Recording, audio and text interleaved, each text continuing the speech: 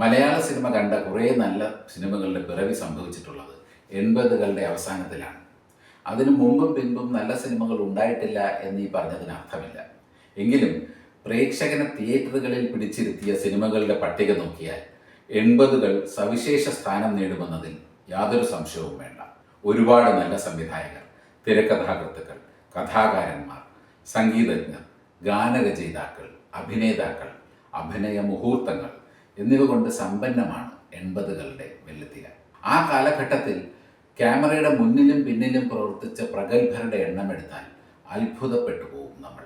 80കളുടെ ഒടുവിൽ പ്രഗത്ഭരായ Bharathan, Thikkodiyan, John Paul, T Damodaran, ONV, Kavalam Narayana Panicker, Raveendran, Yesudas, Madhu, KR Vijaya, S Janaki, Mammootty, Shobana തുടങ്ങി നിരവധി പ്രശസ്തർ ഒന്നിച്ച ഒരു സിനിമ വെള്ളിത്തിരയിൽ എത്തുകയുണ്ടായി.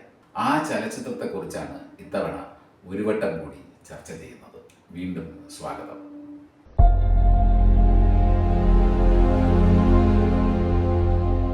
നക്സൽ പ്രസ്ഥാനവും കുടുംബ ബന്ധങ്ങളും ഇഴചേർത്ത് വിസ്മയിപ്പിച്ച ഇത്തിരിപ്പൂവേ ചുവന്ന പൂവേ എന്ന ഭരതൻ സിനിമയെക്കുറിച്ചാണ് ഇവിടെ ചർച്ച ചെയ്യുന്നത്. രക്തസാക്ഷികൾ ഉണ്ടാകുന്നതും ആരാണ് യഥാർത്ഥ രക്തസാക്ഷികളെന്നും കുടുംബ പശ്ചാത്തലത്തിൽ പറഞ്ഞു വെക്കുന്നുണ്ട് ഈ സിനിമ.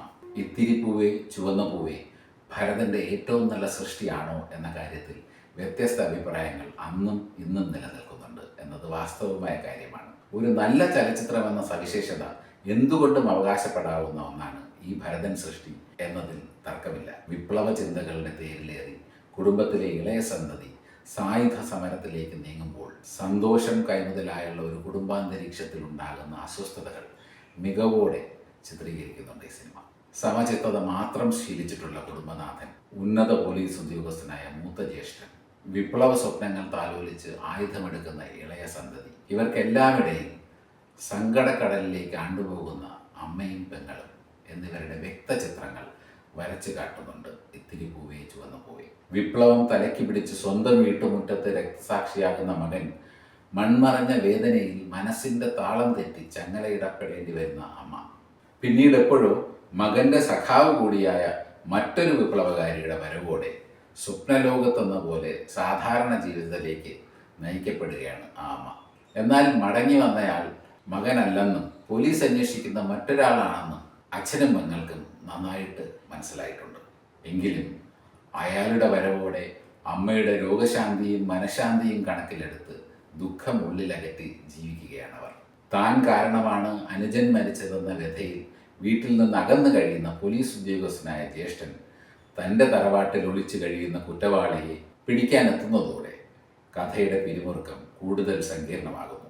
ഈ സങ്കീർണതകൾ ഒടുവിൽ തീരാ ദുഃഖത്തിലേക്ക് നയിക്കുന്നതോടെ ഇത്തിരി പൂവേ ചുവന്ന പൂവേ പര്യവസാനം കുറിക്കുന്നു.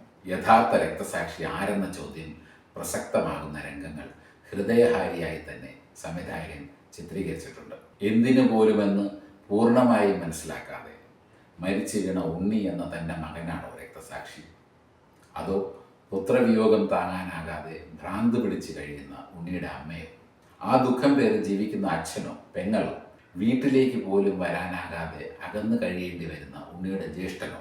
ഈ ചോദ്യങ്ങൾ പ്രേക്ഷകരോട് കൂടി ചോദിക്കുകയാണ് സിനിമ.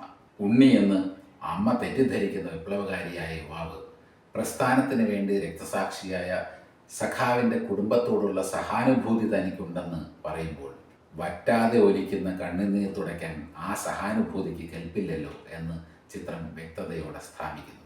വൈകാരിക മുഹൂർത്തങ്ങൾ ഒട്ടും വിരസമാക്കാതെ വെള്ളിത്തിരയിൽ നിറഞ്ഞാടിയ സിനിമയാണ് ഇത്തിരി പൂവേ ചുവന്ന പൂവേ. കഥാകാരനായ തിക്കോടിയനും തിരക്കഥ രചിച്ച ജോൺ പോളും സംഭാഷണങ്ങൾ എഴുതിയ ടി ദാമോദരനും സംവിധായകനായ ഭരതനും തിലകം ചാർത്തിയ ഒരു ചിത്രം. ഒപ്പം തൻ്റെ അഭിനയ ജീവിതത്തിലെ മികച്ച പ്രകടനം കാഴ്ചവെച്ച മധു എന്ന പ്രഗത്ഭ നടൻ, അദ്ദേഹത്തോടൊപ്പം തങ്ങളുടെ വേഷങ്ങൾ അനായാസം കൈകാര്യം ചെയ്ത് മമ്മൂട്ടിയും ശോഭനയും KR വിജയയും റഹ്മാനും ഈ സിനിമയുടെ മുതൽക്കൂട്ടായി മാറുന്ന കാഴ്ചയും നമുക്ക് കാണാനാകും. ഒപ്പം തറവാട്ടമ്പലത്തിലെ പോറ്റിയായി എത്തിയ നെടുമുടി വേണുവിൻ്റെ കഥാപാത്രവും മറക്കാനാവില്ല. ONV രചിച്ച് രവീന്ദ്രൻ ചിട്ടപ്പെടുത്തിയ യേശുദാസും ലതികയും ആലപിച്ച പൊൻപുലരളി പൂവിതറിയ എന്ന് തുടങ്ങുന്ന ഗാനവും S ജാനകി മനോഹരമാക്കിയ ഓമനത്തിങ്കൽ കിടാവോ എന്ന ഗാനവും സാക്ഷാൽ കാവാലം നാരായണ പണിക്കരുടെ തെരുവ് നാടക ഗാനവും ഇത്തിരി പൂവേ ചുവന്ന പൂവേ എന്ന ചലച്ചിത്രത്തിന് തിളക്കമേറ്റി എന്നതിലും സംശയം വേണ്ട. ഇത്തിരി പൂവേ ചുവന്ന പൂവേ ഇന്നലെയുടെ സിനിമ മാത്രമാണെന്ന് കരുതുന്നെങ്കിൽ തെറ്റി. ഇത്തിരി പൂവേ ചുവന്ന പൂവേ ഇന്നിൻ്റെ കൂടി സിനിമയാണ്. ഈ ചിത്രം ഭരതന്റെ ഏറ്റവും മികച്ച സൃഷ്ടിയൊന്നുമല്ല എന്ന് കരുതുന്നവർ ധാരാളമുണ്ട്. എങ്കിലും ഇത്തിരി പൂവേ ചുവന്ന പൂവേ എന്ന ചലച്ചിത്ര സൃഷ്ടിയെ ഒരിക്കലും എഴുതിത്തള്ളാനാവില്ല. ഇന്നിൻ്റെ പശ്ചാത്തലത്തിൽ ഒന്നുകൂടി കണ്ടു നോക്കൂ. വ്യക്തിപരമായി എനിക്ക് ഏറെ ഇഷ്ടപ്പെട്ട ഒരു ചലച്ചിത്രമാണിത്. നിങ്ങളുടെ അഭിപ്രായം അറിയാൻ ആഗ്രഹമുണ്ട്.